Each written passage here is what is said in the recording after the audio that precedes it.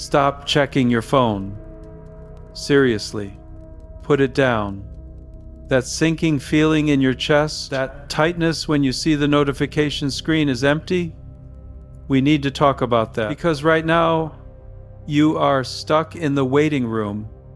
It is a psychological purgatory where you feel like your real life is on pause until they show up. You're scrolling through curated highlight reels of perfect couples, pixelated smiles on a screen, feeling that familiar, hollow ache. It's a mix of loneliness, impatience, and a terrifying, creeping suspicion that maybe you missed the boat. That maybe the love story everyone else gets just isn't written for you. If you are in a long-distance relationship, it's even sharper.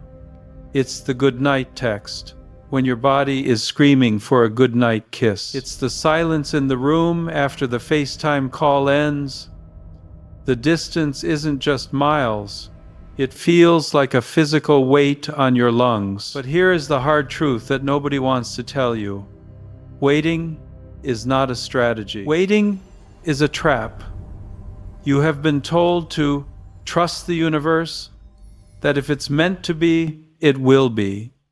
And honestly, that advice is garbage. It leaves you powerless. It turns you into a passenger in your own life. What if I told you that the silence isn't a rejection? What if I told you that you can trigger a massive, energetic, and psychological shift right now? I am not talking about magic spells or lighting a candle. I am talking about a fundamental restructuring of how you view connection. There is one specific message and 3 specific, brutal, effective actions that can collapse the distance between you and your person, whether they are 3,000 miles away or you haven't even met them yet. This is about moving from hoping to building. First, we have to dismantle the single biggest lie in modern romance, the soulmate myth. It sounds beautiful, right? The idea that there is one person, cut from the same cloth, destined to find you. But psychological research suggests this belief is actually toxic. Researchers like Dr. C. Raymond Nee have spent years studying this. They found that people who hold destiny beliefs, the idea that you are either meant to be or you aren't, are statistically more likely to fail in relationships. Why? Because the second things get hard, the second the dopamine wears off and conflict starts, they panic, they think, oh, this is hard, so it must be wrong. They look for the exit. They treat love like a lottery ticket they just scratched. But on the other side of the spectrum, you have the growth belief. These are the people who win. They don't believe you find a soulmate. They believe you forge one. They understand that oneness is not discovered, it is engineered. It is built through friction, through repair, through showing up when it's inconvenient. This is the most liberating shift you will ever make. It means you stop scanning the horizon for a savior and you start looking in the mirror at the architect. So, here is the message. It is not a text you send to them, it is a declaration you make to yourself. It sounds like this: I am done auditing my life for a partner who isn't here. I am no longer waiting to be chosen, I am choosing to build. This pivots you from a passive state of destiny to an active state of growth. You are no longer a victim of geography or circumstance, but you can't build a skyscraper on a swamp. We need a foundation. Dr. Bella DePaulo at the University of California has radically changed how we see singlehood. She found that the lonely single narrative is false. Single people often have stronger social networks and higher levels of self-determination than married couples. But you have to own it. You have to stop treating your current life as a waiting room. You have to treat it as a laboratory. This is about becoming the person you are desperate to be with. Think about the qualities you want: stability, passion, resilience. You cannot attract what you do not embody. If you want someone who loves travel, stop waiting for a honeymoon to buy the plane ticket. Go now. Take yourself on the solo date, not to practice for them, but to enjoy you. When you build a life that is so rich, so colorful, and so dense with joy that a partner becomes a luxury rather than a necessity, your energy changes. You stop vibrating with need, you start vibrating with value. And that is magnetic. Now, let's get practical. Philosophy is great, but how do we actually bridge the gap? I have 3 protocols for you. These are not date ideas. These are psychological tools designed to hack the feeling of distance. Activity number 1, the ritual of synchronized experience. If you are long distance, you know the pain of living parallel lives. You report your day to each other, but you don't live it together. You need to collapse the timeline. Don't just watch a movie sometime. Schedule it. Get on a video call. Count it down. 3, 2, 1, play. You need to hear them laugh at the exact same second you do. That shared sensory input releases oxytocin. It tricks the brain into feeling proximity. You are building a bank of shared reality. If you are single, you do this by synchronizing with the life you want. You don't wait for a partner to go to the pottery class or the hiking group. You put yourself in the environments where the people you resonate with are already hanging out. You stop hiding in your apartment.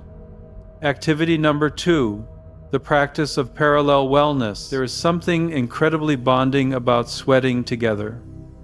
It triggers a primal sense of pack mentality. If you are apart, you do this over Zoom. You do the same yoga flow at the same time. You train for a virtual 5K and compare times.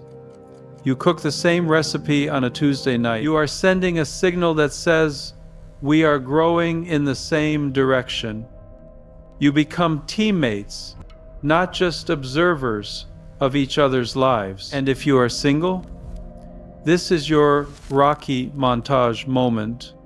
You invest in your body and mind with ruthless aggression. You go to therapy to heal your attachment wounds so you don't bleed on the next person who tries to love you. You build the stamina required for a great relationship.